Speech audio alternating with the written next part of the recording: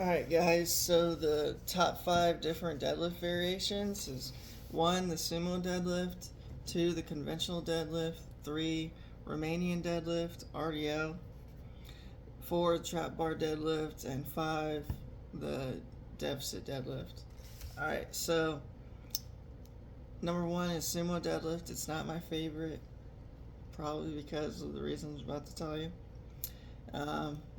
Uses the glutes and traps mainly, shortens the range of motion, engages the legs more, and lessens the load on the back. So to position yourself on the bar, picture a sumo wrestler. That's the sumo deadlift stance. It's best for people with mobility issues or bending over. Big bellies get in the way of conventional deadlift, so sumo deadlifting is recommended for that. I don't like sumo deadlifting just because of that sumo position. It's really hard for me to get into that position with my body type. I have long legs and a short torso and long arms, so that's not a good sumo body type. I'm a conventional deadlifter, which means my muscles that are used are the back, glutes, hamstring, quads, and biceps. The grip used is conventional, both hands facing forward like in the last video, so this is the grip. And then when it gets too heavy, I switch grips.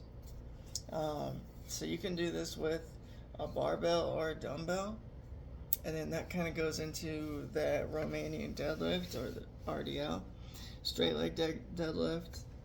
So the Romanian deadlift, I use this to target my hamstrings and use this as an accessory movement. It's great for leg development. Can be done with dumbbells or a barbell. Muscles used are back, glutes, hamstring, quads, and biceps. Not necessarily biceps for the RDL on dumbbells, but when you use the barbell, you're definitely going to hit that. So RDLs, I use that for like my accessory movements to mainly train my hamstrings. Trapbar deadlift can be called the hex bar deadlift. The military uses it, and the ACFT, the Army, uses it for a maximum 3-rep deadlift. Center of gravity for the trapbar deadlift. Oh my goodness, can I talk today? The trapbar deadlift, center of gravity, it's in line with the lifter, more comfortable and more efficient. Muscles used, quads, upper back, hamstring, and glutes. To me, it's mainly the quads though. That's why I suck at it. Same starting position as the conventional deadlift.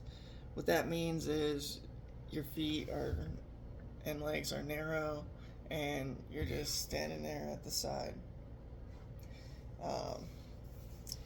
I like to do this, and then I also like to do what we have at my gym is called the pit shark, or the belt squat. It hits the same muscles, takes the pressure off the back. Deficit deadlift. This variation, it increases the range of motion, making it a more challenging movement. Great on focus for technique.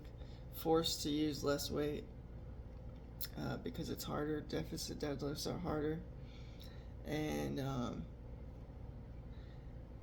focusing on perfect form and muscles used are the same as conventional. So take this as you need it to apply it to your training. I would do all of them. All 5 of these deadlifts are great.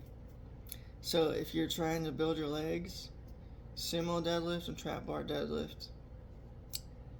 So like if I was going to do a leg program and I was a female who wanted to focus on legs the most, or if I was a man who wanted to build my legs, I would use the Trapbar deadlift and the Sumo deadlift to build my legs.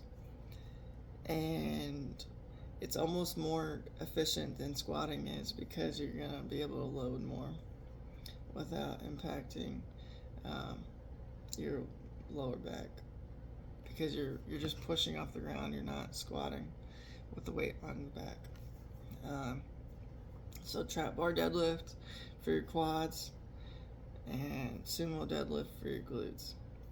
And I'm telling you guys, you will get caked up if you do this.